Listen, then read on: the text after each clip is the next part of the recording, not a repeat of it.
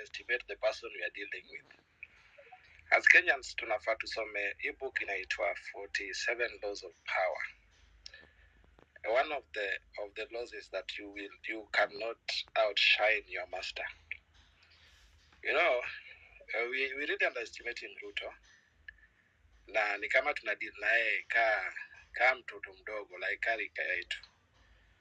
Boss, we are dealing with an ICC suspect.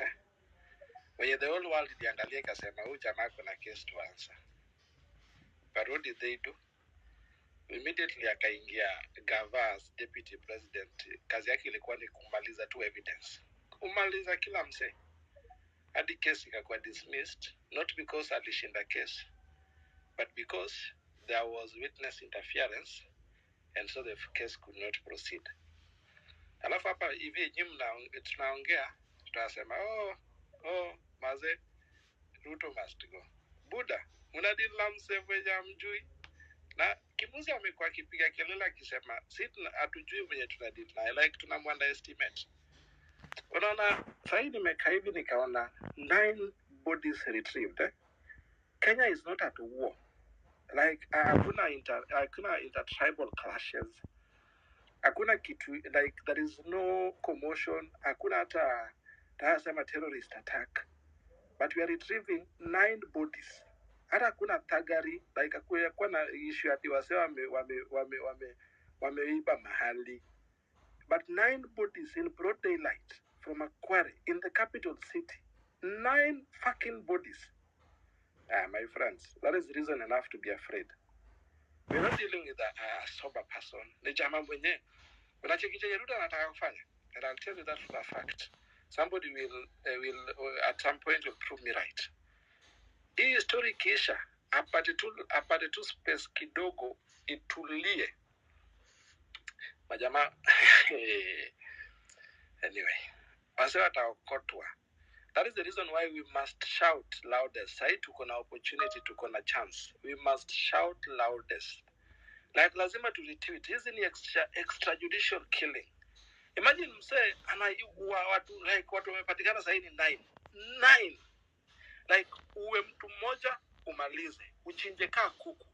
Mwingine umalize uweke kwa sack. Mwingine umalize hadi 9. Hey, my friends, that is reason enough to be afraid. So we must push. These are extrajudicial killing. And that is the ones that wenye wamepatikana. Wangapi hawajapatikana? Wangapi wamepatikana lakini wamekuwa silenced?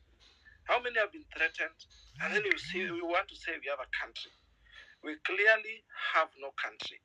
And we as Gen Z, we must rise to the occasion and say enough is enough. We want our country back. Not on anybody's terms, but on our speed and terms. We want our country back. And as a matter of non-reducible, one, the IG, Inspector General of Police, has to vacate office. There is no way you can be an Inspector General of Police overseeing massacre. That's a massacre. You cannot kill people's children to that level, to that extent. And you call yourself the Inspector General of Police. The guy at Nairobi Central, the police commandant, must go. Like that person must just go. He has to go yesterday. At latest, this very minute, the guy has to leave. So you must tweet and retweet. Stop extrajudicial killing. Yes, it is happening in our side, and we cannot allow it. We cannot allow it. And secondly, we must also, as the Gen Z, we must also have very clear terms.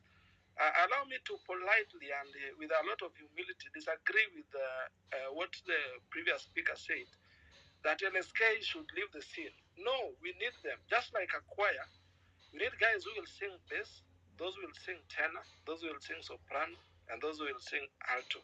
At the end of the day, everybody else is singing the same song. So LSK have a role to play. Why not for their roles? Probably some people in our midst here today would not even be alive.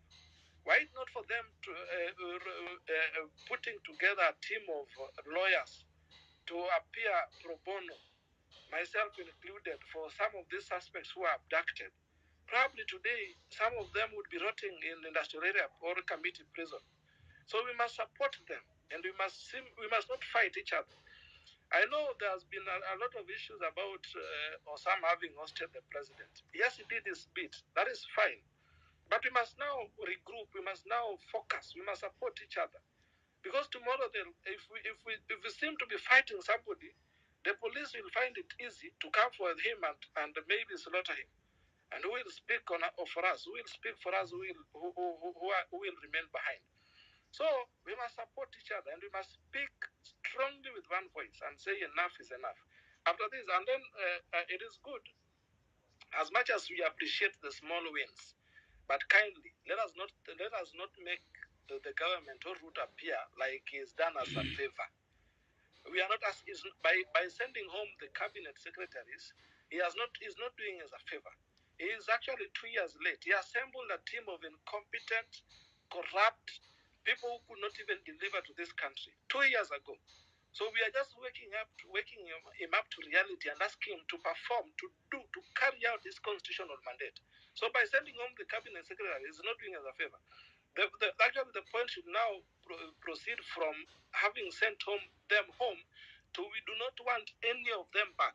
Not even any of them. I can see on Twitter some are already paying bloggers and influencers to say, oh, so and so is good, we want him back. Oh, so and so should be reappointed. No, that is utter nonsense.